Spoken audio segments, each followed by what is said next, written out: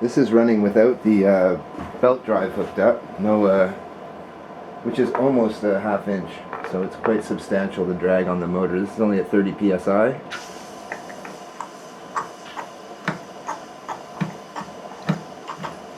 Not warmed up yet. There we go.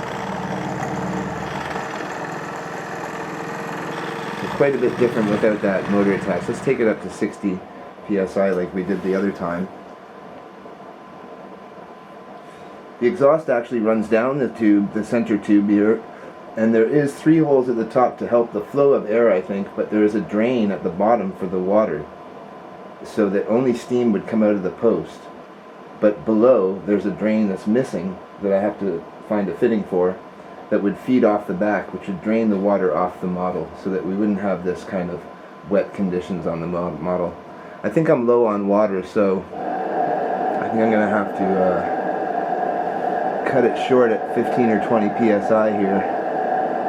Let's see if I can get some pressure on the last bit of water in there. And that's going up now. It's quite nice having a TIG welded copper boiler. It definitely relieves a lot of stress of any kind of burnout if the water level gets too low. So it's quite thick, this copper boiler that I have. Definitely a good bench boiler.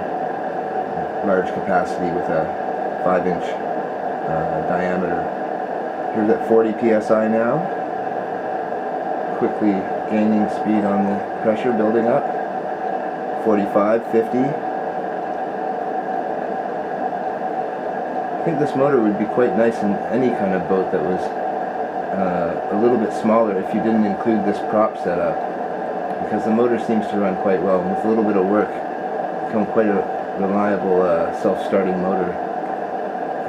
And also you could probably hook up reverse, I'm thinking, if you could take it off this post here and remount it.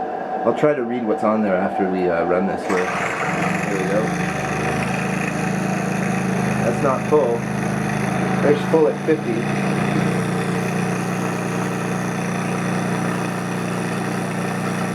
Quite impressive. Dieter Hellman made quite a nice engine. Now it'll run at quite a slower speed as well, without that extra gear on it. Starts up quite nicely. We'll build up some pressure here. That was about 60 psi.